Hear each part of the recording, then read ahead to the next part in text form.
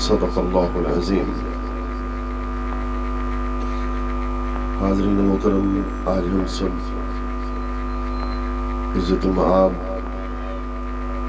محترم حاجی شوکت حسین صاحب کے والد بزرگوار عزت مآب محترم حاجی محمد بخش صاحب مرحوم و مغفور،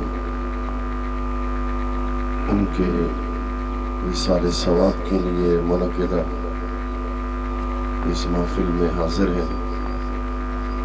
دعا ہے کہ اللہ رب العزت رسول کریم صلی اللہ علیہ وآلہ وبارک وسلم کے تصدق مرحوم کی بخشش فرمائے، اللہ رب العزت ان کے درجات کو بلند فرمائے اور ان کے جملہ لواحقین ورثہ پسماندگان اللہ رب العزت ان کو صبر جمیل عطا فرمائے۔ قرآن مجید کی آیے کریمہ تلاوت کرنے کی سعادت حاصل کی، جس میں اللہ رب العزت نے موت اور حیات کا فلسفہ بیان کیا۔ ہم دنیا میں کیوں آئے تھے، زندگی کا مقصد کیا ہے، اللہ رب العزت نے زمین و آسمان کو ہمارے لیے مسخر کیوں کیا، حتیٰ کہ چاند اور سورج کو انسان کے لیے مسخر کر دیا۔ میرے رب نے اس زمین سے انسان کے لیے رزق کو پیدا کیا، اللہ نے خود انسان کے لیے راستے بنائے، آخر اس پیکر بشریت کو جو دنیا میں بھیجا، پھر اسے دین اسلام دیا، ہدایت دی، ہدایت کا نور دیا۔ کیوں آئے تھے ہم، مقصد حیات کیا تھا، اس کو قرآن نے بیان کیا۔ فرما اللہ وہ ذات ہے جس نے موت کو پیدا کیا اور حیات کو پیدا کیا۔ موت اور حیات تمہیں اس لیے دی تاکہ اللہ تمہیں آزمائے کہ تم میں سے کون ہے جو حسن عمل کرتا ہے، کون ہے جو رحمان کی طرف آتا ہے، کون ہے جو شیطان کی طرف جاتا ہے۔ قبل اس کے کہ لِيَبْلُوَكُمْ أَيُّكُمْ أَحْسَنُ عَمَلًا پہ بات کروں، اس سے پہلے ایک حبی ذوقی اعتقادی بات سے اپنی بات کا آغاز کروں گا۔ موت اور حیات کو پیدا کیا، یعنی موت بھی مخلوق ہے اور حیات بھی مخلوق ہے۔ مظہر مختار بھی مخلوق ہے، حضرت جبریل بھی مخلوق ہے، جن بھی مخلوق ہے، زمین بھی مخلوق ہے، آسمان بھی مخلوق ہے۔ بالکل اسی طرح قرآن کہہ رہا ہے موت بھی مخلوق ہے اور حیات بھی مخلوق ہے۔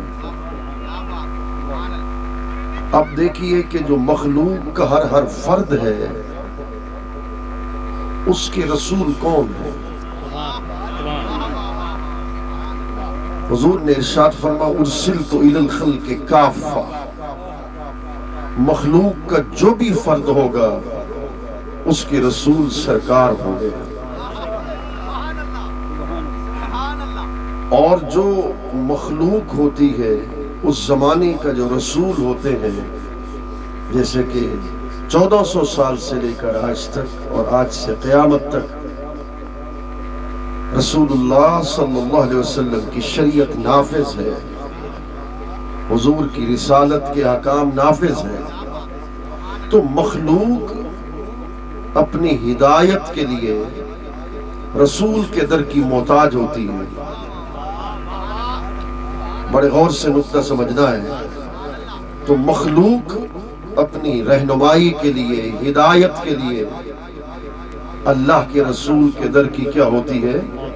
محتاج ہوتی ہے۔ آپ کہتے ہیں، ان کے ایک ڈاکٹر صاحب ابھی آئے ہیں پاکستان میں، انہوں نے جملہ کہا تھا کہ حضور ختم ہو گئے ہیں، معاذ اللہ حضور کی قبر ہو گئی. آگے جو جملے وہ بیان لوگ کرتے ہیں میں اس کو بیان نہیں کرنا چاہتا. میں صرف ان سے اتنا عرض کرنا چاہتا ہوں بڑے ادب کے ساتھ کہ دیکھیے آپ نے کہا کہ حضور ختم ہو گئے. یہاں قرآن کہہ رہا ہے کہ الذی خلق الموت والحیات، موت بھی مخلوق ہے حیات بھی مخلوق ہے. جو مخلوق ہے وہ در مصطفیٰ کی محتاج ہے. تو آپ کہتے ہیں حضور ختم ہو گئے، یہاں تو حیات بھی حضور کے در کی محتاج ہے، موت بھی حضور کے در کی محتاج ہے. سبحان اللہ. بلکہ ایک جملہ میں کہہ دوں، صاحبزادہ صاحب انشاءاللہ مجھے دعا کریں گے. خدا کی قسم اٹھا کے کہتا ہوں، تم تو کہتے حضور ختم ہو گئے، یہ جو زندگی ہے نا زندگی، یہ حضور زندگی کی بھی زندگی ہے. سبحان اللہ. حضور حیات الحیات ہے. زندگی کو زندگی حضور کی وجہ سے ملی. یہ جو ہم زندہ ہیں اس وقت مخلوق ہیں. لولا لما خلقت الافلاق، اگر آپ نہ ہوتے تو افلاق کو پیدا نہ کرتا، آپ نہ ہوتے تو دنیا پیدا نہ ہوتی، آپ نہ ہوتے تو حیات پیدا نہ ہوتی. تم کہتے حضور معاذ اللہ ختم ہو گئے، یہاں تو حیات بھی مصطفیٰ کے در کی محتاج نظر آیا کرتی. سبحان اللہ. ہاں یہ بات درست ہے. خانی کا موقع ہے مگر میرا دل بھی دکھا ہوا ہے. دو وجہ سے میں ان کو اپنا بھائی سمجھتا ہوں، اخی فی اللہ سمجھتا ہوں، اللہ جانتا ہے. ایک ان کی وجہ سے، ایک اس کی وجہ سے جو اس نے کہا کہ حضور ختم ہو گئے. تمہارے ختم ہو گئے، تمہارے ختم ہو گئے. حضور آج بھی زندہ ہے، حضور قیامت تک زندہ ہے. وہ درست ہے کہ رسول اللہ صلی اللہ علیہ وسلم اپنی مزار شریف میں ہیں، پردہ صرف ہماری آنکھوں کا ہے. ہماری آنکھیں حضور کو نہیں دیکھ سکتی. آنکھ آج بھی ہو بابا فرید الدین مسعود گنج شکر کی، آنکھ آج بھی ہو داتا غریب نواز کی، آنکھ آج بھی ہو حضرت شیخ الاسلام بہاؤالدین زکریا ملتانی کی، آنکھ آج بھی ہو حضرت شاہ رکن عالم کی، آنکھ آج بھی ہو حضرت خواجہ غلام فرید کی. خدا کی قسم نگاہ اٹھاتے ہیں تو چہرے مصطفیٰ نگاہ کے سامنے ہو جاتا ہے. نعرہ تکبیر، نعرہ رسالت، نعرہ خلافت، نعرہ حیدری، تاجدار ختم نبوت، عظمت مصطفیٰ. اللہ رب العزت نے قرآن مجید میں ارشاد فرمایا وَاسْأَلْ مَنْ أَرْسَلْنَا مِنْ قَبْلِكَ مِنْ رُسُلِنَا. توجہ کے ساتھ بیٹھنا ہے، ہوتی تقریر نقطوں پر ہے. نقطہ سمجھ آ گیا تو ایمان تازہ ہو جائے گا. محبوب سوال کیجئے ان رسولوں سے جو آپ سے پہلے تھے. قرآن کہہ رہا ہے اپنے حبیب سے، اور حضور ہے خاتم النبیین. نبی جتنے تھے وہ سب سے پہلے حضور سے پہلے تشریف لے گئے. اللہ محبوب سے کہہ رہا ہے سوال کیجئے ان رسولوں سے جو آپ سے من قبل کا، جو آپ سے پہلے رسول تھے. اگر جملہ اچھا لگے تو پھر جملے کا جواب ضرور دینا، مگر جملہ بڑا خوبصورت ہے. قرآن بیان کر رہے ہیں سوال کیجئے محبوب ان رسولوں سے جو آپ سے پہلے رسول تھے. تو سوال تو اس سے کیا جاتا ہے جو جواب دے.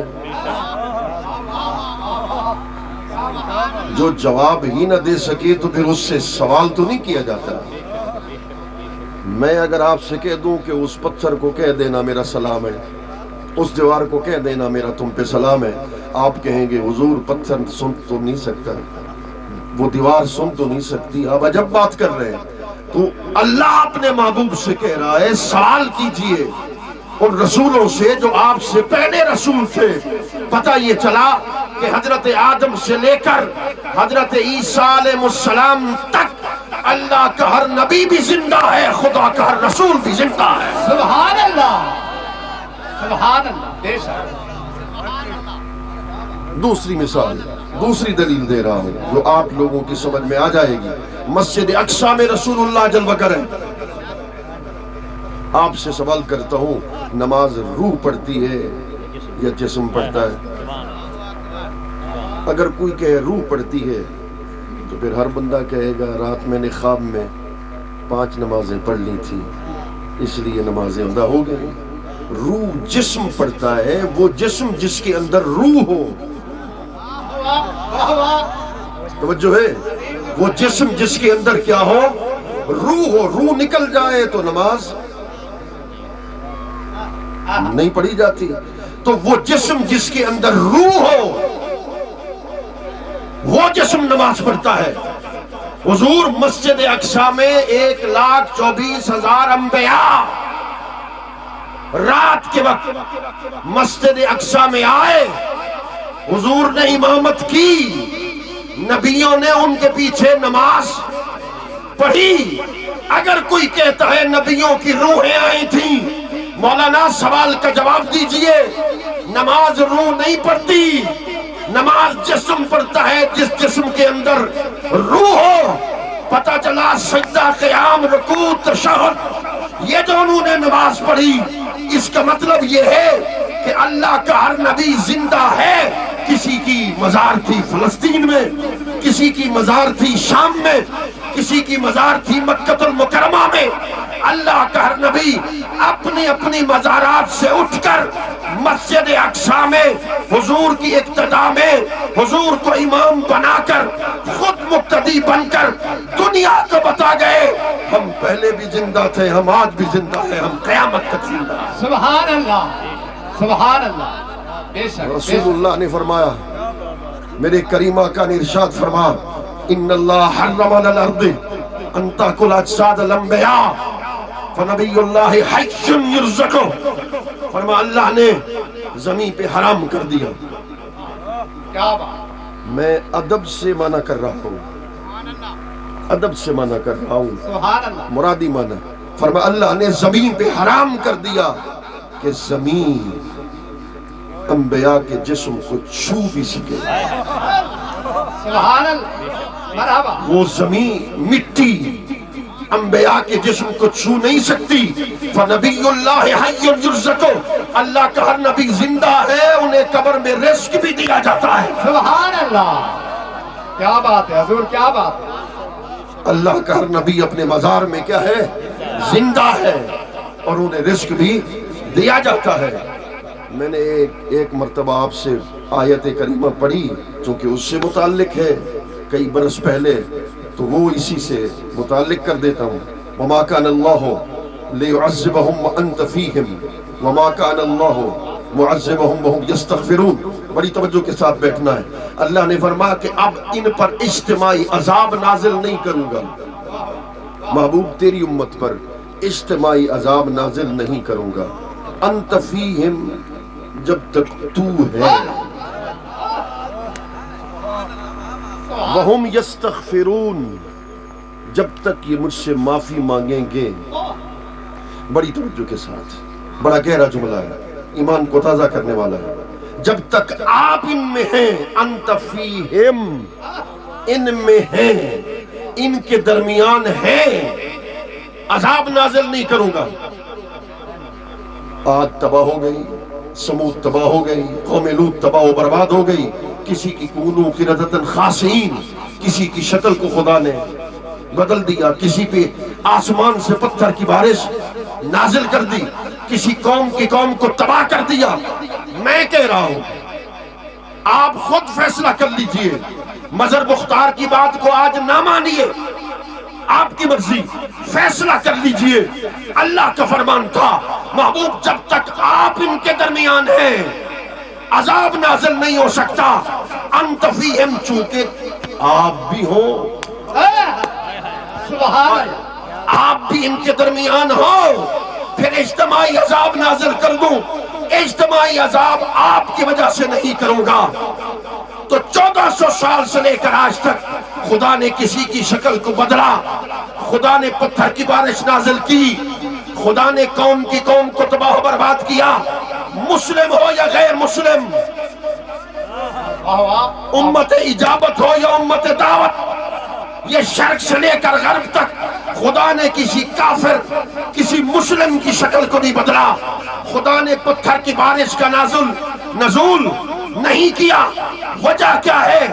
انت فیہم، جب تک آپ ان کے درمیان ہیں انت فیہم بتا رہا ہے تو زندہ ہے واللہ، تو زندہ ہے واللہ، میری چشم عالم سے چھپ جانے والے، چمک تجھ سے پاتے ہیں سب پانے والے، میرا دل بھی چمکا دے چمکانے والے۔ نعرہ تکبیر، محبت نادول، نعرہ رسالت، نعرہ خلافت، نعرہ حیدری، علماء حق مسلک اہل سنت، پہلے بندے تو آخری بندے، ہر بندے کو جواب دینا چاہیے۔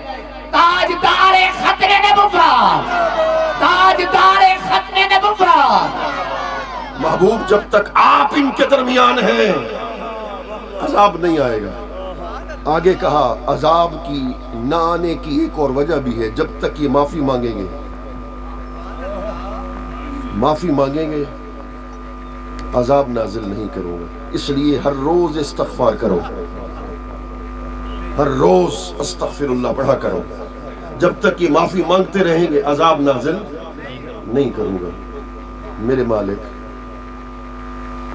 کسی نے تیرے محبوب کی بے ادبی کر دیا، وَهُمْ يَسْتَغْفِرُونَ، کیا اسے بھی معاف کر دے گا؟ اگر وہ معافی مانگ لے تو کیا اس کو بھی معاف کر دے گا؟ اگر حضور کی کسی نے معاذ اللہ خدا نخواستہ کسی نے بے ادبی کر دی، گستاخی کر دی، کیا ہم یستغفرون، وہ معافی مانگ لے کیا اس کو معاف کر دے گا؟ بڑا خوبصورت جملہ آ گیا، اللہ اکبر، قرآن کی آیت بتا رہی ہے ہم یستغفرون بعد میں ہے، انت فیہم پہلے ہے، حضور کی ذات پہلے ہے، یہ اللہ سے معافی مانگنے کا عمل بعد میں ہے۔ جو لوگ کہتے ہیں کہ حضور کی ذات کو وسیلہ بنانا شرک ہے، ناجائز ہے، میں ان سے اس آیت کا جواب پوچھنا چاہتا ہوں۔ اللہ نے اپنی بارگاہ میں معافی مانگنے کے عمل کے وسیلے کو بعد میں رکھا، مصطفیٰ کی ذات کے وسیلے کو پہلے رکھ کر دنیا کو بتا دیا ہر وسیلہ بعد کے اندر ہے، میرے یار کا وسیلہ سب سے پہلے موجود ہے۔ سبحان اللہ، سبحان اللہ۔ میرے مالک، جو بے ادب ہو اس کو بھی معاف کر دے گا۔ کہا انت فیہم کو تو اس لیے پہلے رکھا، ہائے جملہ یاد کرو گے زندگی بھر، یستغفرون کو بعد میں رکھا، انت فیہم کو پہلے اس لیے رکھا، معافی اس کی قبول کروں گا جو انت فیہم مصطفیٰ کو مانے گا کہ زندہ ہے، جو حضور کی زندگی کا حیات کا قائل ہوگا اس کو معاف کروں گا۔ اس لیے انت فیہم کو پہلے رکھا، جس کا عقیدہ ہوگا تو زندہ ہے واللہ، تو زندہ ہے واللہ، وہ مجھ سے معافی مانگے گا، مغفرت کے دروازے بھی اس کے لیے کھولوں گا، رحمت کے دروازے بھی اس کے لیے کھولوں گا، بخشش کے دروازے بھی اس کے لیے کھولوں گا جو یار کی حیات کا قائل ہو جائے۔ سبحان اللہ۔ کیوں آئے تھے پھر؟ یہ تو عقائد کی بات تھی، آئیے عمل کی طرف چلتے ہیں۔ لِيَبْلُوَكُمْ أَيُّكُمْ أَحْسَنُ عَمَلًا، تم میں سے کون ہے جو نیک عمل کرتا ہے؟ اس لیے زندگی دی ہمیں، حیات دی، زندگی کی تمام رونقیں دی، اولاد دی، رزق دیا، اس نے نعمتیں دی، سب کچھ عطا کیا۔ تو پھر زندگی کا مقصد کیا ہے؟ اس کو دوسری آیت میں بیان کیا، واضح کیا، وَمَا خَلَقْتُ الْجِنَّ وَالْإِنسَ إِلَّا لِيَعْبُدُونِ، میں نے جن اور انس کو پیدا ہی اپنی عبادت کے لیے کیا۔ عبادت بھی ذریعہ ہے، مقصد حیات جو منتہا ہے وہ ہے معرفت الہی، وہ ایک الگ بحث ہے، اس کی طرف نہیں جانا چاہتا۔ عبادت کے لیے پیدا کیا، تاکہ تم زندگی گزارو. زندگی دی اس لیے کہ تم عبادت کرو. دیکھیے میں پچھلی دفعہ ملتان سے آیا تھا، ادھر راستہ کچھ اور تھا، پھر میں آج کسی اور راستے سے آیا ہوں، راستہ کچھ اور ہے. اس جگہ پر آنے کے لیے چاروں طرف سے رستے ہیں، کوئی اس رستے سے آ رہا ہے، کوئی اس رستے سے، یعنی منزل تک پہنچنا ہے. کلخانی پہ ہم نے جانا ہے، رستے مختلف ہیں. اللہ تک پہنچنے کے بھی رستے مختلف ہیں. عبادت بھی رستہ ہے، مخلوق خدا سے محبت کرنا بھی رستہ ہے، عشق رسول بھی رستہ ہے. آئیے پھر چلتے ہیں. ادھر 3 جملے میں نے کہے، ان پر یہ اپنی بحث کو مکمل کر دیں گے. عبادت بھی اللہ تک پہنچنے کا رستہ ہے. کوئی بندہ کہے میں عاشق رسول ہوں، عبادت نہیں کرتا، عاشق رسول کا دعویٰ نہ کرے. حضرت علی بن حسین بن علی، لقب زین العابدین، 1000 رکعت ہر روز نماز نفل پڑھنے والے. اہل بیت اطہار، قرآن نے جن کی گواہی دی، وَيُطَهِّرَكُمْ تَطْهِيرًا. جب وضو کرتے تو چہرے کا رنگ زرد پڑ جاتا. اہل و عیال پوچھتے کیا وجہ ہے چہرے کا رنگ زرد ہو گیا. جواب دیتے تمہیں پتہ نہیں میں نماز کی تیاری کر رہا ہوں. وضو تیاری ہے نماز کی، اور نماز حاضری ہے رب کائنات کی. سبحان اللہ. اس کی بارگاہ میں پیش ہونے کے لیے جا رہا ہوں. ہمیں سمجھانے کے لیے بات کی، ہمیں سمجھانے کے لیے. وہ خود تو پاک تھے، محفوظ عن الخطا، معصوم نہیں، محفوظ عن الخطا ہے. ایک دن اونٹنی پر سوار ہوئے، حج پہ جانا تھا، احرام باندھ رکھا ہے. ایک بندے نے کہا حضور لبیک کی آواز میں نے نہیں سنی آپ سے. وہ تو پڑھیے، خاموش ہو گئے. پھر کہا پڑھیے، خاموش ہو گئے. پھر تیسری مرتبہ کہا، بے ہوش ہو کر گر پڑے.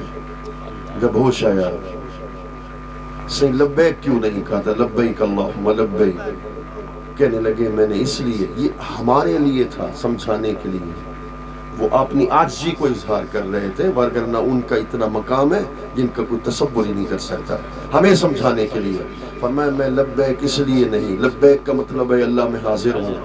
اگر میں کہہ دوں لبیک، ادھر سے آواز آئے لا لبیک،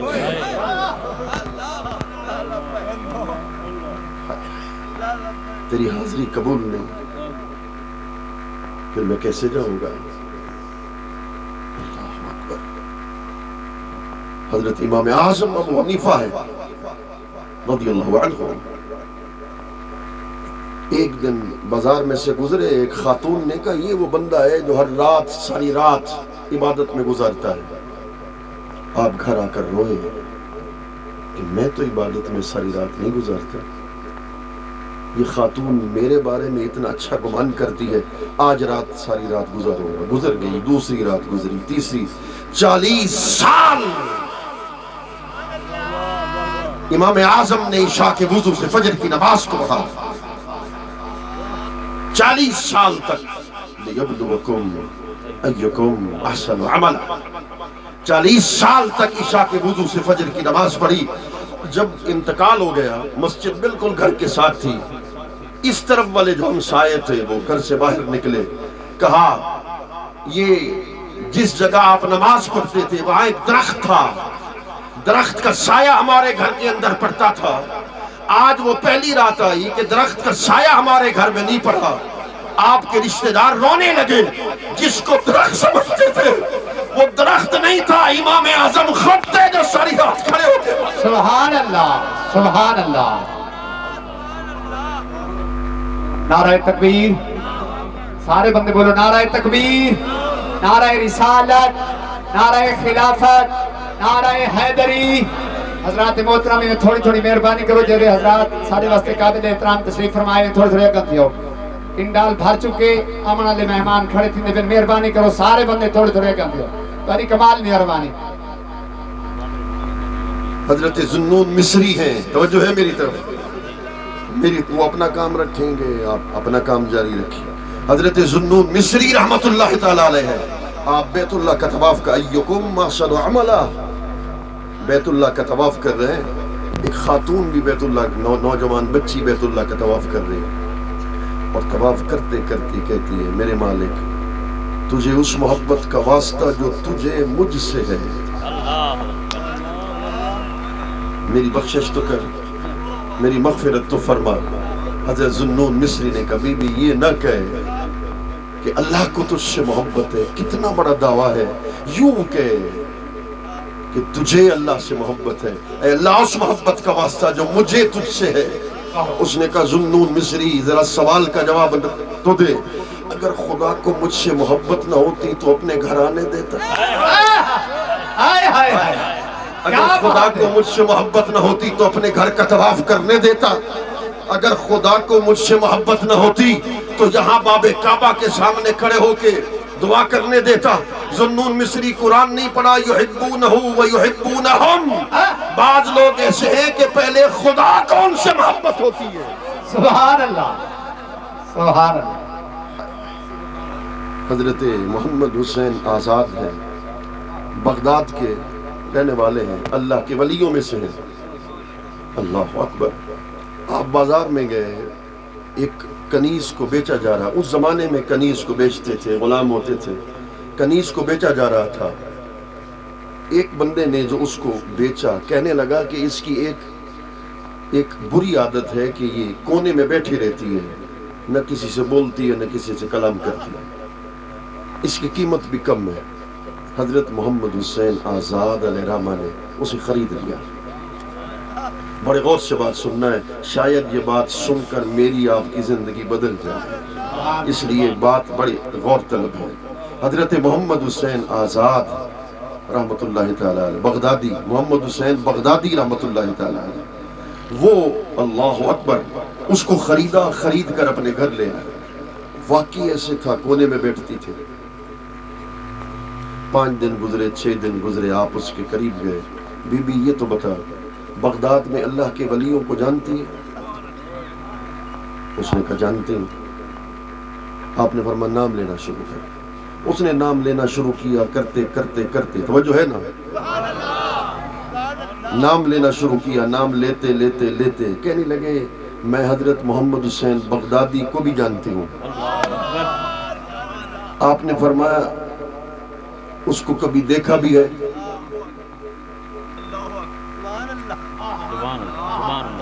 اس کو بھی تم نے دیکھا بھی ہے؟ کہا میں نے کل اللہ سے دعا کی تھی، اے اللہ محمد حسین بغدادی کو دیکھنا چاہتی ہوں. حضرت محمد حسین بغدادی نے کہا تیرے سامنے جو کھڑا ہے نا محمد حسین بغدادی ہے.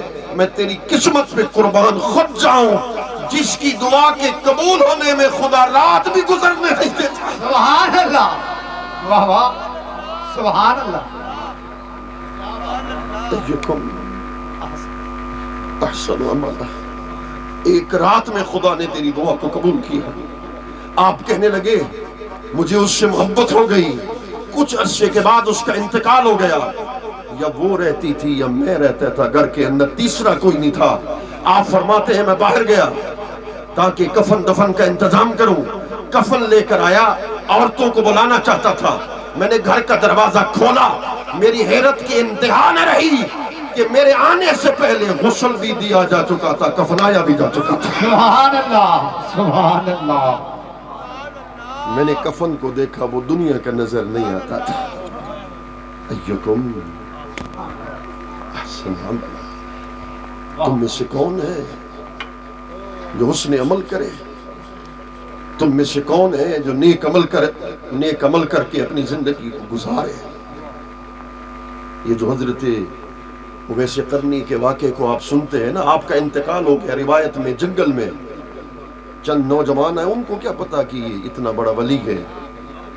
انہوں نے غسل دینا چاہا. غسل کے بعد چادریں ان کے پاس کم تھیں. انہوں نے کہا کہ اپنی چادروں میں، ایک نے کہا نہیں یہ تلاش کر لو شاید کہیں مل جائے کفن. ایک صندوق پڑا تھا، اس میں تازہ کفن موجود تھا، ان کو پہنا دیا گیا۔ ایکم احسن عملا، تم میں سے کون ہے جو نیک عمل۔ ایک یہ راستہ ہے اللہ تک پہنچنے کا، ایک راستہ اور بھی ہے، وہ ہے مخلوق خدا سے خدمت، مخلوق خدا سے محبت کرنے کا، خلق خدا کی خدمت کرنے کا۔ اگر اللہ نے آپ کو دیا تو خدا کے لیے خلق خدا کی خدمت کرو، ان کا حصہ تمہارے حصے کے اندر شامل ہے۔ حضور غوث اعظم جن کا یہ مہینہ ہے، الفرد الکامل سیدنا شیخ عبد القادر جیلانی، ان سے کسی شخص نے پوچھا رب کو ملنا ہو تو رب کہاں ملتا ہے؟ رب کو ملنا ہو تو رب کہاں ملتا ہے؟ ذرا جواب سننا غوث اعظم کا، فرمایا رب غریب کے ٹوٹے دل میں ملتا ہے۔ سبحان اللہ۔ جب غریب کا دل ٹوٹ جاتا ہے نا، ہر طرف سے مایوس ہو جاتا ہے نا، تو ہاتھ بڑھا کر اس کی مدد کرتا ہے۔ جب وہ تیرے لیے دعا کرتا ہے، خدا تجھے اپنے دست رحمت سے تمہیں اپنے قریب کر دیا کرتا ہے۔ سبحان اللہ۔ یہ جو مخلوق خدا کی خدمت کرنے والے لوگ ہیں نا، ان کو کیا ملے گا؟ سنو، قرآن کہتا ہے للذین احسنوا الحسنی وزیادہ۔ یہ مخلوق خدا کی خدمت کرنے والے لوگ حدیث قیامت کے دن جنت میں جب پہنچ جائیں گے، جنت مل جائے گی، اپنی اپنی منزل پہ آ جائیں گے، تو فرشتہ کہے گا اللہ کا تم سے وعدہ ہے۔ وہ کہیں گے کہ اللہ کا کیا وعدہ ہے؟ اللہ نے نعمت تو دے دی، جنت دے دی، جنت کی شہد دے دی، غلمان دے دی، سب کچھ تو مل گیا، اور کیا چاہیے ہمیں؟ وہ پھر کہے گا اللہ کا تم سے وعدہ ہے، پھر اور کیا چاہیے ہمیں؟ جب وہ تیسری مرتبہ کہے گا نا اللہ کا وعدہ ہے، یہ کہہ کر کہا اپنے سر کو اوپر اٹھاؤ۔ جب وہ اہل جنت سر کو اوپر اٹھائیں گے، رب کعبہ کی قسم ان کے سامنے سے پردے ہٹیں گے، خدا کا جلوہ نگاہوں کے سامنے ہو جائے۔ سبحان اللہ، سبحان اللہ۔ امام حسن مجتبیٰ ہے رضی اللہ عنہ، ایک سائل ان کی بارگاہ میں آتا ہے، عرض کرتا ہے حضور یہ پرچی ہے، چمڑا ہے، اس پہ سوال میں نے لکھا ہے، اسے پڑھ لیجئے۔ آپ نے اسے پڑھا نہیں، کھولا نہیں، کھولے بغیر اس کی حاجت کو پورا کر دیا۔ جب کھولے بغیر اس کی حاجت پوری ہو گئی تو اس نے کہا درست ہے، سوال تو میرا پورا ہو گیا، مگر یہ سوال پڑھ تو لیتے، سیکھو ان سے۔ فرما جتنی دیر اس چمڑے کے کھولنے میں، سوال کے پڑھنے میں گزرتا، مجھے یہ گوارا نہیں تھا کہ اتنی دیر تو میرے سامنے سائل بن کے کھڑا ہے۔ سبحان اللہ۔ غریبوں کی خدمت کرنے سے خدا ملتا ہے، لیکن یہ سب کچھ انٹرلنکڈ ہے، مربوط ہے۔ نماز ہو، غریبوں کی خدمت نہ ہو، غریبوں کی خدمت ہو، نماز نہ ہو، ایک دوسرے کے ساتھ مربوط ہے، ایسا نہیں ہو سکتا۔ چونکہ وقت ہو گیا، آخری بات عرض کر دوں، وہ سب سے بڑا رستہ جس کے ذریعے سے خدا ملتا ہے وہ عشق رسول کا رستہ ہے، حب رسول کا رستہ ہے، تعظیم مصطفیٰ کا رستہ ہے، توقیر مصطفیٰ کا رستہ ہے۔ ایک صحابی رسول حاضر خدمت ہوئے، اس نے کہا مت الساعہ، حضور قیامت کب قائم ہوگی، کب آئے گی؟ حضور نے فرمایا ما اعددت لها، تم بتاؤ تم نے قیامت کی تیاری کتنی کی ہے؟ اس نے کہا میں نے قیامت کی تیاری کیا کی ہے؟ ایک اللہ سے محبت کی ہے، ایک اللہ کے رسول سے محبت کی ہے۔ فرمایا جس سے تو محبت کرتا ہے نا، تو اسی کے ساتھ ہوگا، تو اسی کے ساتھ ہوگا۔ ایک اور صحابی رسول ہے جو کتنا مجمع لگا ہوا ہے نا، میں مثال دے رہا ہوں، مثال سمجھانے کے لیے، مگر نہ حضور کی ذات تو ہر مثال سے مبرہ ہے۔ جیسے مجمع وہ آخر کے اندر جو بیٹھے ہیں، کوئی بندہ ایسے آتا سامنے آ جائے تو سرکار بیٹھے ہوئے تھے، خاموش تھے، کوئی گفتگو نہیں فرما رہے تھے، تو عاشقوں کو بھی یہ بھی گوارا نہیں تھا کہ حضور خاموش ہو جائیں۔ دل میں قسم قسم کے خیال پیدا ہونے لگے، حضور خاموش کیوں ہے؟ وہ آہستہ آہستہ چپ کے باہر آ گیا، حضور کے سامنے بیٹھ گیا، ایسی بات کی کہ حضور مسکرا پڑے، خوش ہو گئے۔ دوسرے دن آیا، ایسی بات کہی، حضور خوش ہو گئے۔ تیسرے دن آیا، ایسی بات کی، حضور خوش ہو گئے۔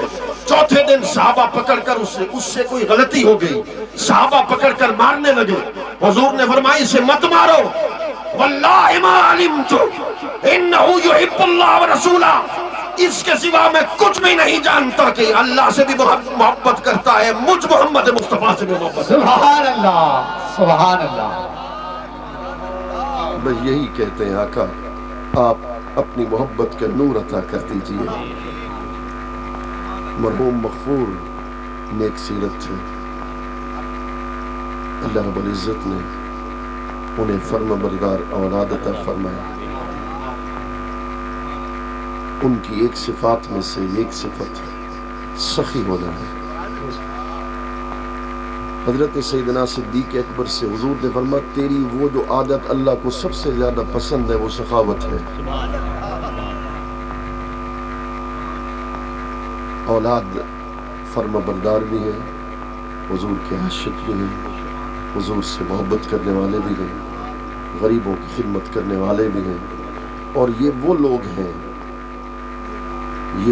ہیں جو غرباء کی خدمت کر کے خوش ہونا جانتے ہیں۔ اللہ رب العزت مرحوم کی بخشش فرمائے، آمین، درجات بلند فرمائے، آمین، انہیں اپنی جوار رحمت عطا فرمائے، آمین، ان کی قبر کو روشن اور منور فرمائے۔ آمین۔ وما علینا الا البلاغ۔